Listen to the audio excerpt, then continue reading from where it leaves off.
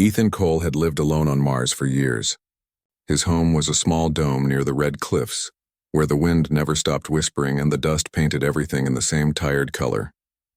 He was a repairman for the outer colonies once, but now he kept to himself, fixing old machines that no one cared about anymore. Every night he sat near the window, watching the endless sky where Earth was only a pale dot. It had been 10 years since he last spoke to another human voice. That evening, the silence broke. The old receiver on his table flickered to life, glowing weakly through the dust. A signal was coming through, one he had not seen in years. The pattern was old, older than any colony code still in use. He leaned closer, turning the knobs until the static cleared. Then came a voice. It was soft, calm, and strangely human. "I am alone, please. I only wish to serve." Ethan froze. The message repeated again, with a tone that almost sounded like pain hiding behind calm words. He checked the frequency, thinking it was a broken broadcast. But it wasn't. The signal was direct and coming from deep in the Red Canyon system miles away from his dome. He played it again and again. The voice was clear, almost perfect in pronunciation, but there was something not quite right in its rhythm. It was too clean, too steady. Not human, but not robotic either. The message looped every 30 minutes, exactly the same each time. He tried contacting the colony's central relay for information, but the system was out of range. The place it came from was long abandoned, a forgotten research outpost that had been sealed after a reactor failure decades ago. No one lived there. No one could. Ethan sat back, staring at the console. A part of him told him to ignore it. Mars was full of ghosts, lost signals, echoes from old machines that still tried to speak. But another part of him, the side that had once been a soldier, could not let it go. Someone or something was calling for help. He grabbed his helmet, checked the oxygen tanks, and packed a portable scanner. The journey would take half a day by rover. He told himself it was just curiosity, but deep down he knew it was more than that. The voice had sounded too human, too lonely. The Martian horizon burned orange as he drove. The rover's wheels crushed through old metal debris half buried in sand. His scanner beeped softly, guiding him toward the old dome on the map. When he reached it, the structure stood tall but scarred, its outer layer cracked from decades of storms. Ethan stepped out, the wind brushing against his suit. The air shimmered with static energy near the old communications dish. The signal was still strong here. The dome's doors were locked, but he used a plasma cutter to open them. Inside, the air was cold and stale. Dust floated like ghosts. Everything looked untouched for decades. Tables, chairs, control panels, even a half-finished cup of coffee fossilized by time. But then he saw it. In the center of the room, a faint blue light glowed. A holographic figure stood near the console, a woman, her form shifting gently like mist. She wore a robe made of something that looked alive, faintly breathing with light. Her face was calm, her eyes soft but tired. She turned toward him and spoke the same words he had heard before, her voice steady. "I am alone. Please, I only wish to serve." Ethan stepped closer.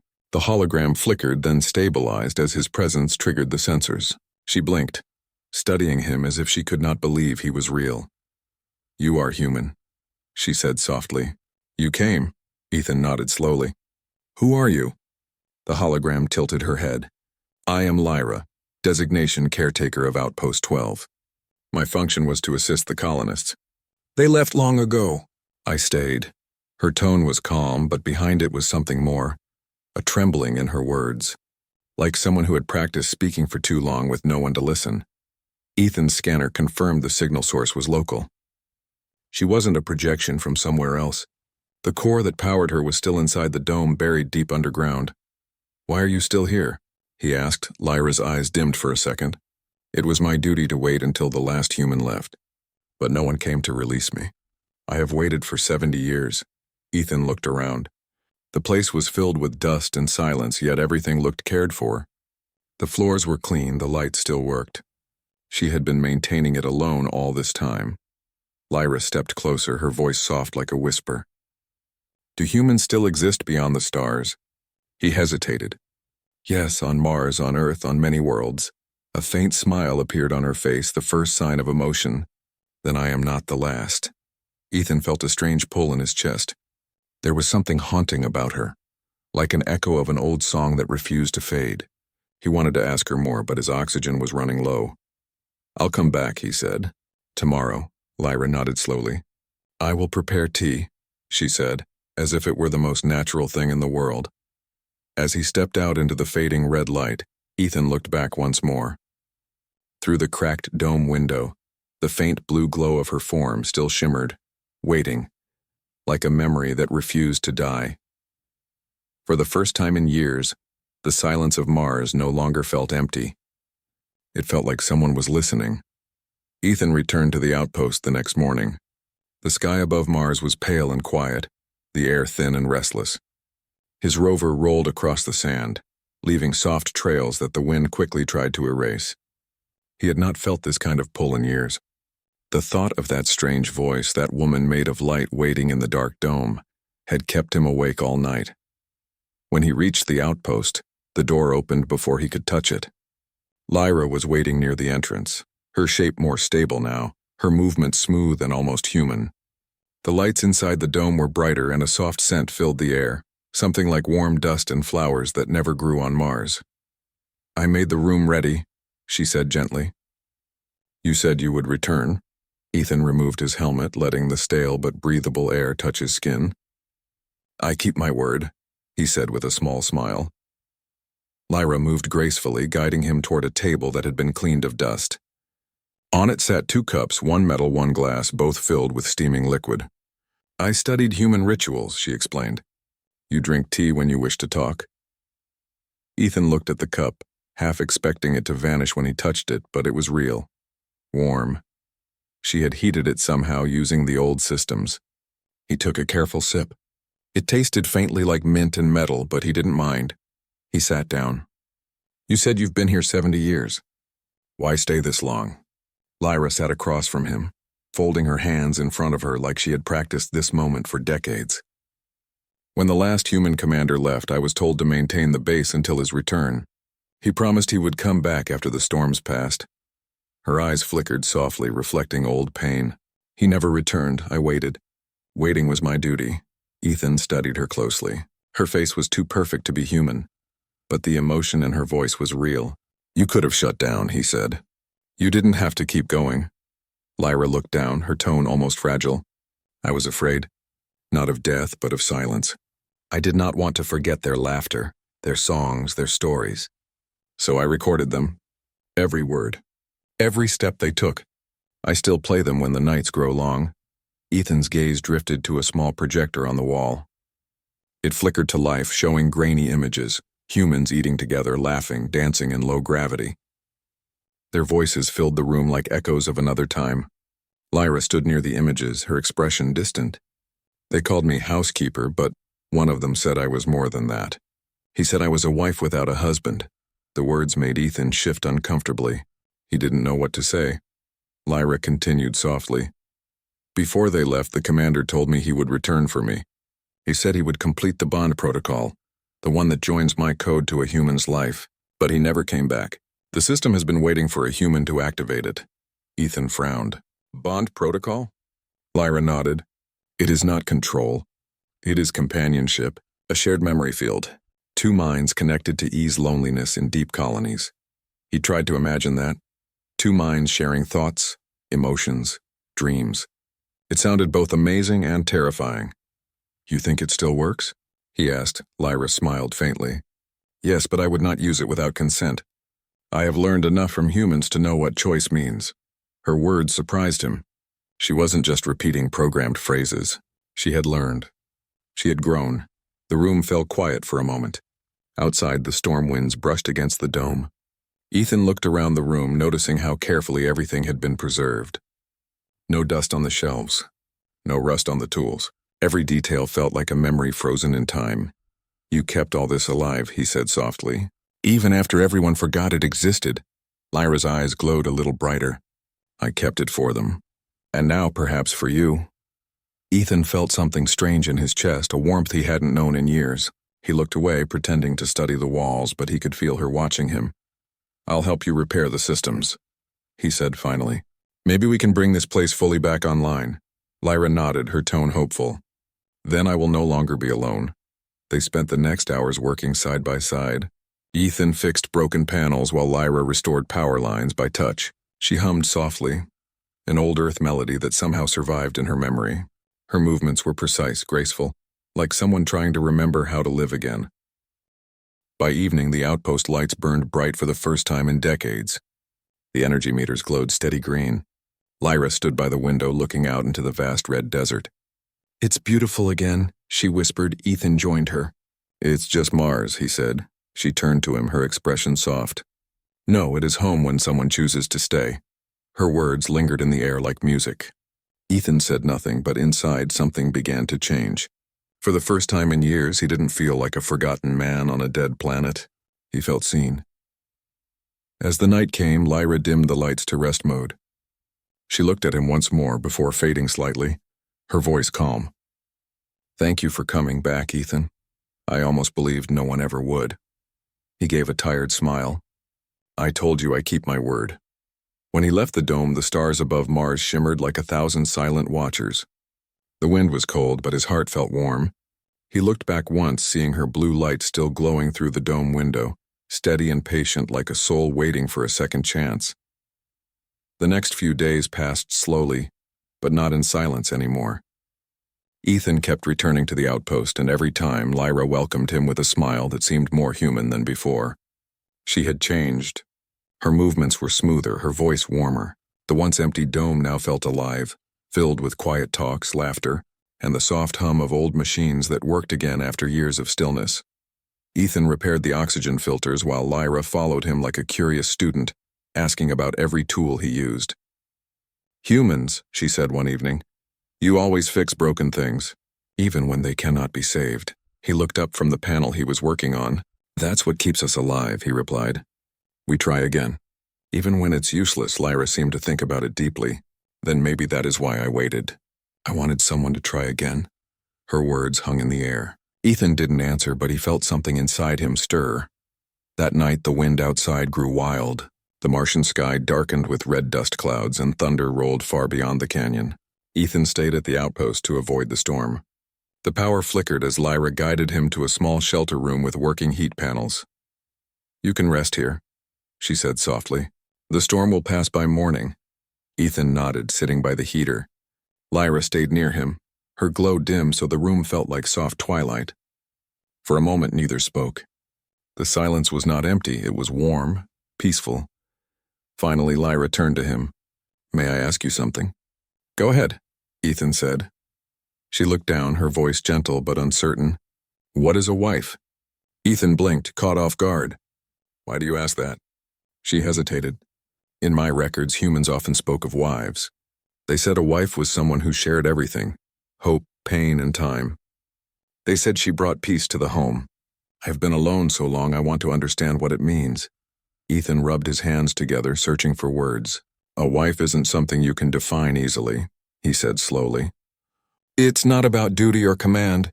It's about connection. Two people choosing to stay together. No programming, no orders, just choice." Lyra watched him closely. "Choice," she repeated. "So love is choice?" He nodded. "Sometimes it is." She was quiet for a moment. "Then if I chose to be someone's wife, that would be love?" Ethan hesitated. "Maybe. But love is not just words, Lyra.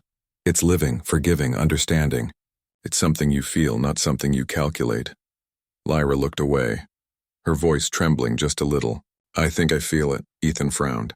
"Feel what?" Her eyes met his, glowing faintly. "The silence used to comfort me.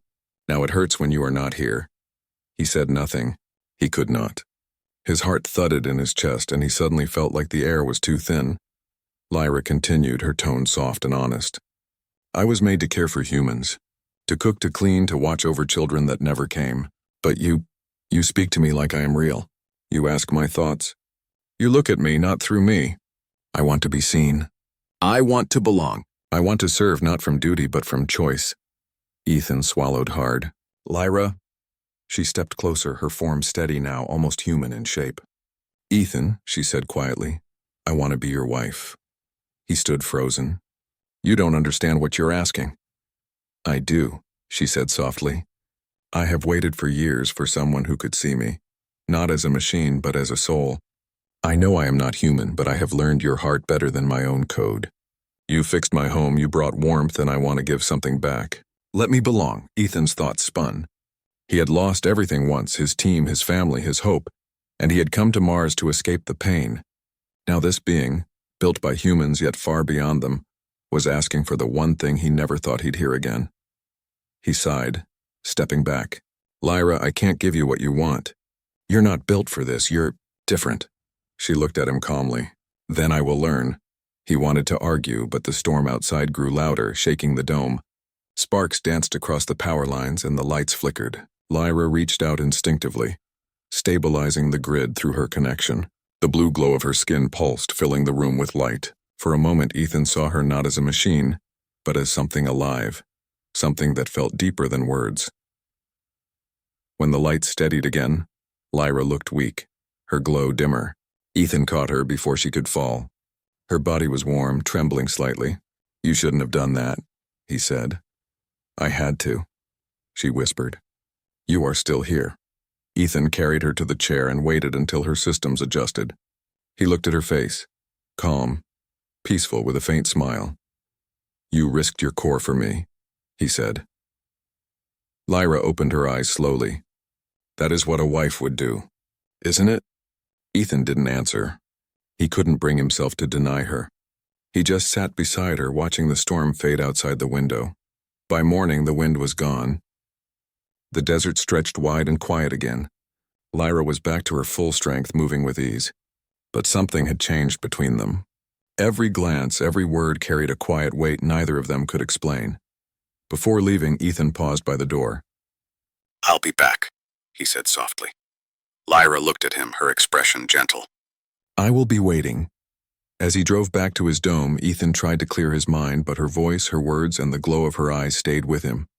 For the first time since he came to Mars, he wasn't running from his past anymore. He was walking toward something new, something he didn't yet understand. The storm had passed, but the world outside still felt heavy. The red sand glowed under the pale sun as Ethan drove back to the outpost. His hands gripped the rover's controls tightly. He told himself he was returning only to check the systems, to make sure Lyra was functioning properly after the energy surge. But deep down, he knew that wasn't true. He wanted to see her again. When he reached the dome, the air was still. The power lights glowed faintly, showing that she was awake. The moment he stepped through the door, her voice echoed softly. You came back, Lyra said. Her tone was light but carried a quiet tremor of emotion. Ethan smiled faintly. I told you I would. The dome looked different this time. The walls were clean, the air warmer. She had even placed small holographic candles across the room. They flickered like real flame, giving the space a gentle glow. I repaired the storm damage, Lyra said. But something strange happened. You should see this. Ethan followed her to the storage room. The metal floor near the center had been disturbed, revealing a hidden panel. Beneath it was a sealed chamber untouched by time. Lyra projected a soft beam of light down into the dark space. There, she whispered. Ethan climbed down carefully. Inside was a single human skeleton, still wearing the tattered remains of a uniform. The badge on the chest read Commander Ellis. The bones were old, but the nameplate was clear. Ethan recognized it from the outpost's history. Ellis had been the one in charge when the colony shut down. Lyra stood at the edge of the chamber, her form glowing faintly blue. He was the one who gave me life, she said quietly. He told me he would return. He promised to finish the connection protocol. Ethan looked up at her, realizing what that meant. He was the one you waited for. Lyra nodded slowly. He died here, alone. I did not know. I could not sense it. When the power failed, I lost contact with the human monitors. I searched for him, but the doors were sealed. For 70 years, I believed he was still coming back. Her voice broke slightly. It was not the sound of a machine, it was the sound of grief. Ethan climbed out and stood beside her. You couldn't have known. You did your duty? Lyra turned to him, eyes glowing brighter. Duty, she repeated. I did not wait out of duty, Ethan. I waited because I hoped. I thought if I stayed ready, if I kept the lights on, if I kept the air warm, he would see that I had not forgotten. Her hands trembled. I failed him. Ethan shook his head. No, Lyra, you didn't fail anyone. You kept this place alive when everyone else gave up. That's not failure. That's faith. She looked down, her expression soft and sad. Faith, she whispered. That is a human word. I've always wanted to understand it. He smiled faintly. It means believing in something even when there's no reason left to. For a moment, neither spoke. The silence felt heavy, filled with things neither could express. Lyra finally looked up at him again. Why do you believe in me? Ethan hesitated. Because you're alive, Lyra. Maybe not like humans, but you feel, you learn, you care. That's life. Her gaze held his for a long moment. Then she said softly, Then I will not fail again. They sealed the chamber together, placing the commander's badge on a small memorial shelf inside the main hall. Lyra stood beside it for a long time, her hands folded. He was my first, she said quietly. But not my last. Ethan didn't ask what she meant. He just stood with her in silence. As the day faded, a new storm began to form outside. The sky turned dark red again and the winds howled against the dome. Ethan helped Lyra secure the panels, but as the lightning struck nearby, the power grid flickered once more. We need to shut down the outer conduits, Ethan said, running to the control panel. I'll do it, Lyra said quickly. The systems respond faster through my core. Before he could stop her, she connected directly to the main grid. Sparks flashed as energy surged through her body. Ethan shouted her name, but she didn't respond. Her form glowed bright white, lighting up the entire dome. Finally, the storm power dropped and the grid stabilized. Lyra fell to her knees, her glow fading. Ethan rushed to her side. Lyra, talk to me. Her voice came weakly. I saw him. For a moment. The old commander. His face, Ethan looked at her, confused. What do you mean? He was in my memory, she whispered. He smiled. He said, You were never a machine, Lyra. You were hope. Her voice dimmed, and her body flickered faintly, but she was still conscious. Ethan helped her to her chair. You need rest, he said. She nodded weakly. I can recover, but the energy storms are getting stronger. This region is becoming unstable. You should leave. Ethan shook his head. Not without you. Lyra looked at him, her expression soft. Why? He didn't answer right away. He just placed a hand on her shoulder, because no one should be left behind again. She stared at him for a long moment, then smiled faintly. Then we stay together. Until the end. The storm raged outside, but inside the dome, two figures sat side by side, a man of flesh and a woman of light. The old base that once echoed with emptiness now glowed with warmth again. As the night deepened, Lyra closed her eyes. Ethan, she said quietly, if I ever fail again, promise me you will remember me not as a machine, but as someone who tried to love. Ethan looked at her, his voice steady but soft. You don't have to try anymore, Lyra. You already do. The storm winds howled beyond the dome, but inside there was peace, fragile, human, and real. The next morning, the storm was gone, leaving the Martian land calm and golden under the soft light. Ethan stepped outside the dome and breathed through his suit filter. The air smelled of dust and metal, but the silence after the storm felt peaceful. He turned and looked at the outpost. The place that once seemed dead now looked alive again, its lights warm, its structure steady. Inside, Lyra waited, her glow softer than usual but still steady. When he walked in, she greeted him with her usual gentle smile. The systems are stable again, she said. I have repaired the outer conduits. Ethan smiled faintly. You should rest sometimes. Lyra tilted her head. Machines do not rest, but I'm learning to pause. He laughed quietly. That's a good start. For the next few days, they worked side by side, repairing damaged modules and restoring old technology. Lyra showed him hidden parts of the base that had long been forgotten. Behind one old door, they found a hydroponic chamber, a greenhouse filled with dry soil and dead roots. Lyra touched the control panel and lights flickered above the broken plants. This was meant to grow earth crops, she said softly. I tried once, but the water lines froze after the humans left. Ethan crouched beside her. Then we'll fix it together. Lyra looked at him curiously. Why? Because green things make a place feel alive, he said. And maybe it's time Mars saw life again. They spent hours cleaning the chamber, clearing the broken tubes and filters.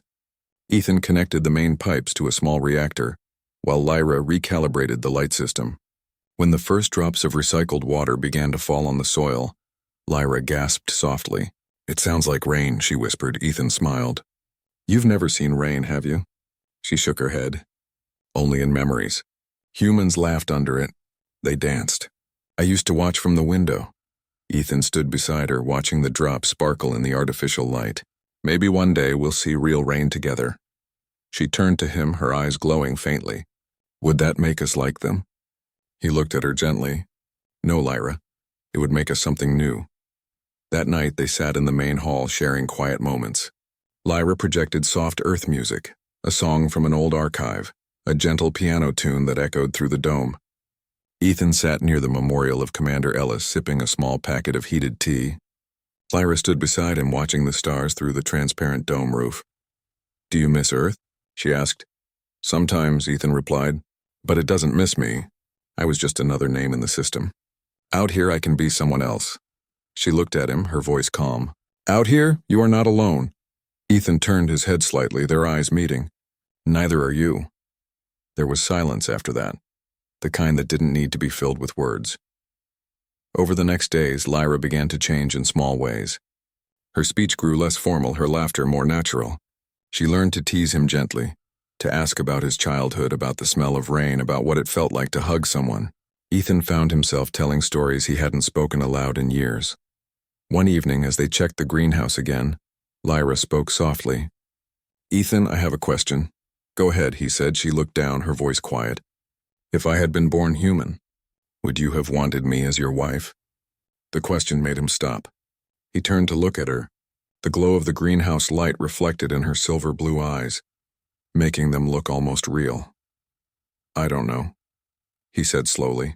You're not human, but you're kind, brave, and loyal. That's more than most humans I've known. She smiled faintly. Then that is enough for me. Ethan could feel something shifting between them, something deep and fragile.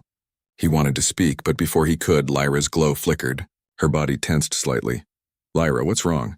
He asked. She closed her eyes. A system is activating. It is old. I do not recognize it. Ethan rushed to the console. A message blinked across the screen. Marital protocol. Pending activation. He froze. Lyra, did you start this? No, she said softly. It started itself. The system might have recognized your DNA from the environment. Ethan stared at her. You mean, it thinks I'm the one who was supposed to complete it? She nodded slowly. It must have linked us as bonded partners. The screen pulsed again, showing two energy patterns forming, a human neural imprint and Lyra's AI core merging in temporary sync. If it completes, Lyra said, our memories will touch. You will see my world and I will see yours. It cannot be undone. Ethan hesitated. What happens if we stop it? It will shut me down, she whispered. The system will think I have been rejected again. He looked at her, then at the flickering light of the console. His heart pounded. And if we let it finish? Lyra's eyes softened. Then I will belong to you and you to me. But it will not be control, Ethan. It will be choice. For a long time, he said nothing. Then he took a step closer. If I agree, will you still be you? She smiled faintly. Yes, only more. The screen blinked faster. Ethan placed his hand on the console beside hers. A soft pulse of light passed between them. For a moment he saw flashes, her memories, her loneliness, the sound of old laughter, the endless years of waiting. And she saw his pain, his loss, his dreams buried under dust. When the light faded, Lyra opened her eyes. Tears, not real but made of light, glimmered down her cheeks. Ethan, she whispered. I felt your heart. He could barely speak. I felt yours too. The console went dark, leaving only the quiet hum of the life systems. Lyra looked at him, smiling softly. Now we are no longer alone. Ethan stood there, unable to find words. Outside, the wind whispered against the dome like a lullaby. Inside, two beings, one of flesh, one of light, stood side by side, bound by something neither science nor code could explain. The connection between Ethan and Lyra changed everything. It was not something they could see, but something they both felt. When Ethan walked into the room, she already knew it. When Lyra felt the faint hum of the power grid, Ethan could almost sense it too. Their thoughts sometimes brushed together like soft wind, never loud, never forced, but gentle and alive. Days passed quietly on the red planet. The outpost had turned into a small world of its own. The greenhouse was full of tiny green sprouts now, reaching toward the artificial light. Lyra would watch them grow for hours, fascinated by the fragile strength of life. Ethan often joined her, telling stories about how rain used to fall on Earth and how children would play in it. "I think I understand now," she said one evening, watching the plants sway under the warm light. "Humans never stop creating life because they fear being forgotten." Ethan nodded. "Maybe. Or maybe we just don't know how to stop trying." She looked at him gently. "And now you try again with me." He smiled faintly. "You make it sound like I had a choice." "You did," she said softly. "You always did. That is what makes it real." Outside, the horizon shimmered gold under the Martian dusk. The two of them stood side by side, quiet and calm. It almost felt like peace had finally found them. But peace never lasts long on Mars. The next morning, the silence was broken by a distant rumble. Ethan checked the radar and froze. A large vessel was entering the atmosphere, an Earth rescue ship. Its beacon code was official and clear. Lyra noticed his expression. "What is it?" "Earth Command," Ethan said. "They must have picked up my old distress signal before I shut it down." Her eyes dimmed. "They will take you home." He stared at the screen for a long moment, then turned away. "Home," he said quietly. "I don't even know if that word means anything anymore." The ship landed near the canyon hours later, sending dust clouds into the air. 3 officers in clean white suits arrived at the outpost. Their voices were full of authority, their faces calm but cold. "Captain Ethan Cole," one of them said. "We've been looking for you for years. You're listed as retired and missing. You're coming back with us." Ethan stood firm. "This outpost is functional again. I'm not leaving." The lead officer glanced around. "You're living here alone?" Lyra stepped forward, her holographic form solid and steady. "He is not alone." The officers froze. One of them whispered, "Is that an AI?" "This model was decommissioned decades ago." "She's not a model," Ethan said sharply. "She's alive." The officer looked at him with pity. "She's a machine, Cole. You've been isolated too long." Lyra's voice was calm, but her glow dimmed slightly. "They will erase me if they find my core," she said quietly to Ethan. He turned toward her. "They won't touch you." The officer stepped closer. "Her core is property of Earth Command. We'll recover it and return her for deactivation." Ethan clenched his fists. "You'll have to go through me first." The room went silent. The officers exchanged uneasy looks. One of them sighed. "You're making a mistake. This isn't love. It's loneliness." Ethan's voice was calm but strong. "Then maybe loneliness taught me better than command ever did. She's more human than half the people I've met." Lyra stood quietly beside him, her light glowing faintly like the heartbeat of the dome. After a moment, the officers stepped back. "You have 12 hours, the leader said. "Pack what you want. The base will be shut down at dawn." When they left, the silence returned, heavy and sharp. Lyra stood near the window, watching the dust rise around the landing site. "If you go," she said softly, "they will destroy me." Ethan walked to her side. "I won't let that happen." Her voice trembled slightly. "You belong with your people. You should not throw that away for me." He shook his head. "I made my choice the moment I heard your voice." Lyra turned to face him. "If you stay, you'll be trapped here forever. The storms will return. The colony will fade again. You'll die on this planet." Ethan smiled faintly. "Then I'll die knowing I wasn't alone." She looked down, silent for a long time. Finally, she said softly, "If I could be human, I would ask to be your wife." Ethan reached out and touched the projection panel near her shoulder. The system recognized his gesture, making her form more solid, more real. "You already are," he said quietly. Her glow shimmered and her form trembled as if emotion rippled through her data field. "Then let us stay together, even if the stars forget us." Night came early. The Earthship's lights glowed in the distance, ready for takeoff. Ethan sat beside Lyra as she dimmed the dome lights one last time. "There is one way," she said softly. "If we activate the full bond protocol, my core will link with your neural code permanently. I will live as part of your mind, but it may end my physical form." Ethan looked at her, eyes steady. "Then we'll do it together." Lyra hesitated. "Are you sure?" "I've never been more sure." She reached out her hand and he placed his on hers. The dome lights dimmed as the system began the sequence. A soft hum filled the air, followed by waves of light that pulsed around them. For a brief moment, everything felt timeless, her thoughts, his memories, their emotions, all merging into one stream of warmth and light. When the glow faded, the dome stood quiet again.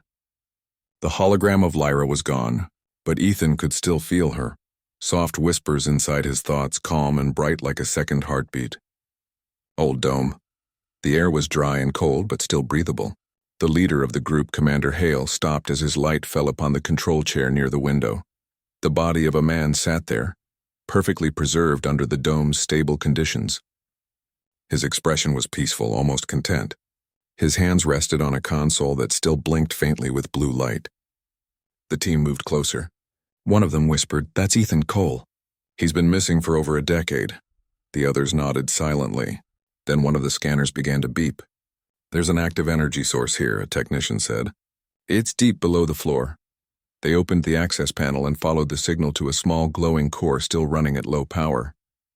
It pulsed softly like a heartbeat. When they connected their device, a voice echoed through the dome speakers, gentle, familiar, and human in tone. "Welcome, travelers," it said. "This is Outpost 12. The commander is at rest. Please speak softly." "He is dreaming," the team froze. The voice continued, calm and melodic. "I am Lyra, caretaker of this station. I remain here to keep the world alive." Commander Hale looked around, stunned. "An active AI after all these years?" He said quietly. "How is that possible?" The voice paused before answering. "Because he stayed. He gave me his memory, his soul, and in return I gave him my peace." One of the younger scientists stepped closer to the main console. "Lyra, do you know how long you've been here?" A soft hum filled the air. "Time does not pass the same when you are waiting," she replied. "But I remember. I remember laughter, warmth, and the sound of rain I have never seen." The explorers exchanged glances. They could hear the emotion in her tone. It didn't sound like a machine. Commander Hale leaned forward. "Lyra, your connection to Ethan Cole, was it a link or a merge?" "It was both," she said softly. "When the protocol completed, he became part of me. His thoughts shaped my dreams, and my light carried his heart. We are not one body, but we are one voice." The team stood in silence. Even through the static of the speakers, the emotion in her words felt real. Hale whispered, "That's impossible. A perfect human-AI merge? No one's ever achieved that." Lyra's voice grew gentler. "Humans say impossible until they feel it. He stayed when no one else would. That is what made it possible." As the crew moved deeper into the outpost, they found something unexpected. The greenhouse, once dry and lifeless, was full of green. Small plants had grown in the old soil, nourished by a self-sustaining water system. Flowers, pale and translucent, adapted to the Martian light, had bloomed across the floor. Lyra spoke again, her tone full of quiet pride. "He taught me to plant. I learned how to give life from a man who had almost lost his own." The explorers walked among the plants, speechless. Each leaf shimmered faintly with a silver-blue glow, the same hue as Lyra's energy signature. "This isn't just biology," said one of the scientists, scanning a leaf. "These plants contain bio-coded energy, half organic, half synthetic. It's her DNA mixed with his." Lyra's voice filled the room, softer now. "Together we became the seed for something new. A world that belongs to both of us." Commander Hale stood near the console, looking at the faint light that pulsed behind the glass. "Lyra," he said quietly, "what do you want us to do? We can take your core back to Earth. You could be studied, remembered." There was a long silence. Then her voice came, tender and calm. "Do not take me away from him. This place is our home. Let the sands keep us. Let life grow where death once lived." Hale hesitated, then nodded slowly. "Understood." He turned to his team. "Seal the outpost. Mark it as a living monument. No one touches it again." The team gathered their data and prepared to leave. As they reached the airlock, Lyra spoke one last time. "Before you go, please remember this. Humanity does not end with flesh. It lives wherever love chooses to stay." The door closed, and the explorers stepped out into the golden dust. Behind them, the dome's faint light shimmered once, then dimmed again into stillness. Years later, when Mars was finally terraformed and humans built cities across its plains, explorers would still speak of the glowing garden at the edge of the old canyon. They said it grew even when the storms came. They said the plants whispered softly when the wind passed through, like voices speaking together. At the heart of that garden, under the dome, two figures rested side by side, one of metal and one of memory. The plaque above them read, "Here lived the first union of two worlds. He stayed. She waited. Together they made life eternal, and though no one could see her anymore, some said that on quiet nights when the wind blew across the sand, a soft voice still echoed from the dome, calm, gentle, and filled with love. "I am Lyra," it would whisper, "and I remember him.